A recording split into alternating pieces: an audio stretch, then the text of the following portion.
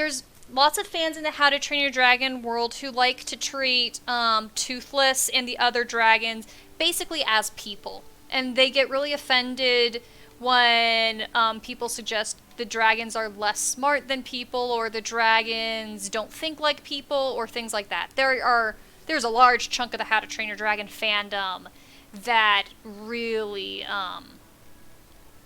lives and dies on that concept. But for me, I like the naturalistic approach. That was the original intent of Cressida Cowell's books, even though she had the dragon speaking and actually being on par with humans.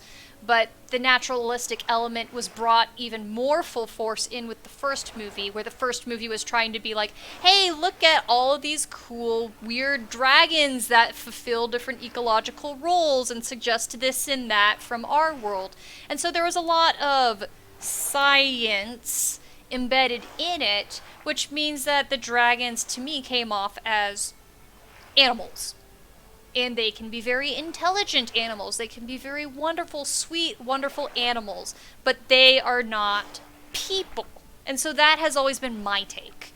So anything that makes a dragon be a people in the movies or the franchise or the TV series or whatever, I'm always a little bit off against that. Even down to things like the way Toothless hugged Hiccup in the last final scene of The Hidden World, where he, like, you know, wrapped his arms around. That was too human.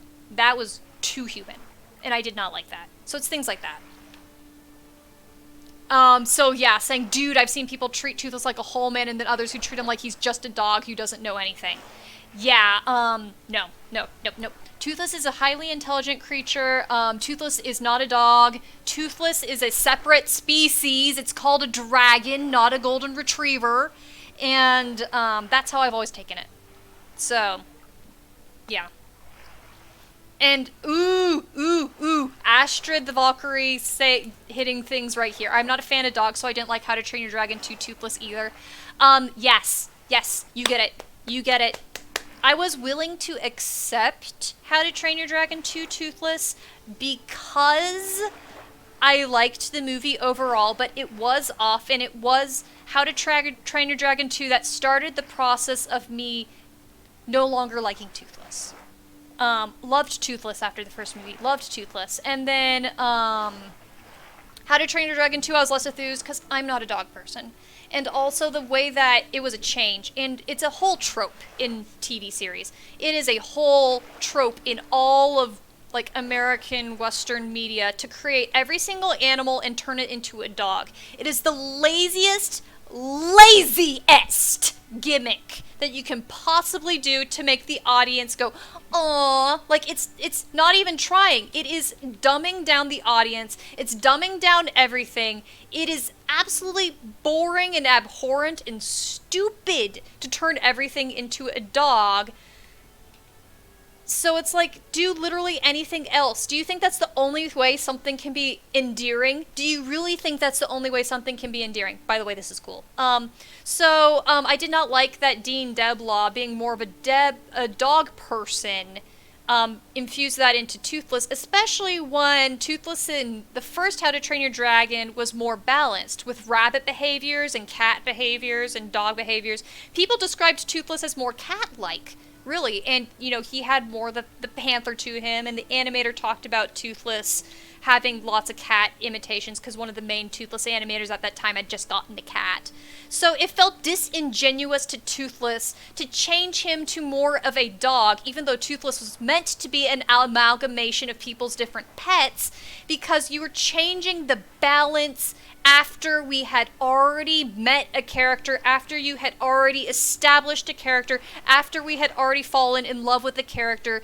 That does not mean you get to change the character to something else that you love. That is the purpose of creating a new character. So, yeah.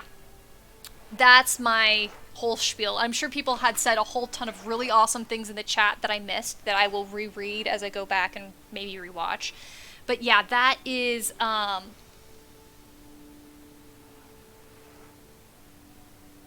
But yeah, that's my whole thing. And yeah, I could be saying Dean's last name a little bit wrong, so you're more likely to be right than me, so don't don't yell at don't go by me with your changes, because I am more likely to be wrong. So yeah.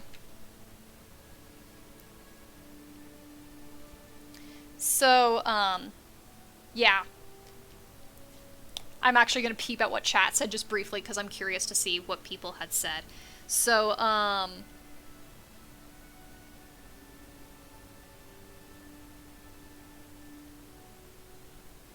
Fury saying it's fun to have my OCs interact with smart dragons. Yeah, it's good stuff.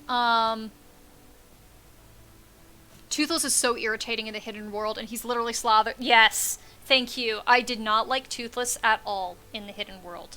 Like, I was saying that How to Train Your Dragon 2 was the end of my love for Toothless. It was, I was already in, more of a stage of focusing on the Kiramin characters more with Riders and Defenders of Berk, just because that's their strength, and they didn't really focus on the dragons, which I'm fine with. But the more I went on, the more Toothless just felt like a gimmick and less like a character, to the point that I was just like, I don't really care about Toothless anymore. So, you know, that's sad, because Toothless was one of the main things that I just squealed over and loved in the first movie. So, yeah. And they domesticated Toothless too hard. They really did. So, yeah. Lots of really hot tea there. Some people may agree, some people may disagree. But, that's the thing. Jaya talking about Toothless batting things as cat-like. Dogs don't do that. It's true.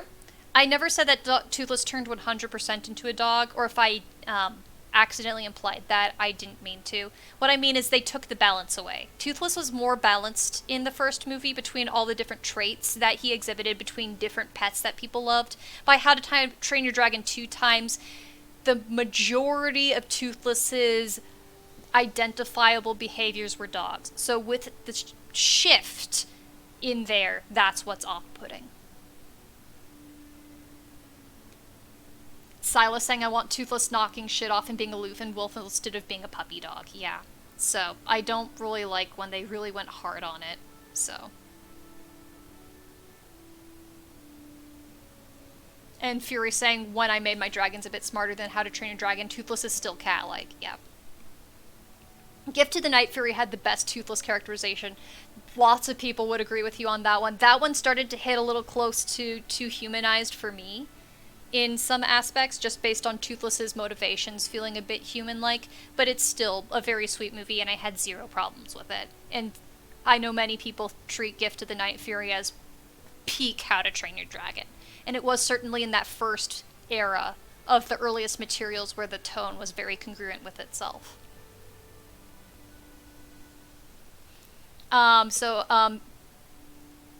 SBN plays, the Hidden World AU has the dragons talking to each other, but I make sure not to humanize them with how they act. That's a cool concept. And I'm fine with that because, I mean, the books, the dragons talked, right? What if dragons did drive cars, though? And, comment, I think Gift of the Night Fury can get away with it because it's like an exception and not a norm. You know what? Fair point, and I think you're right.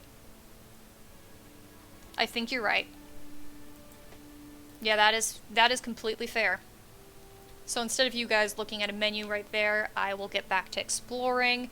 I just got so heated up with my opinions on Toothless that I literally couldn't concentrate enough to do anything.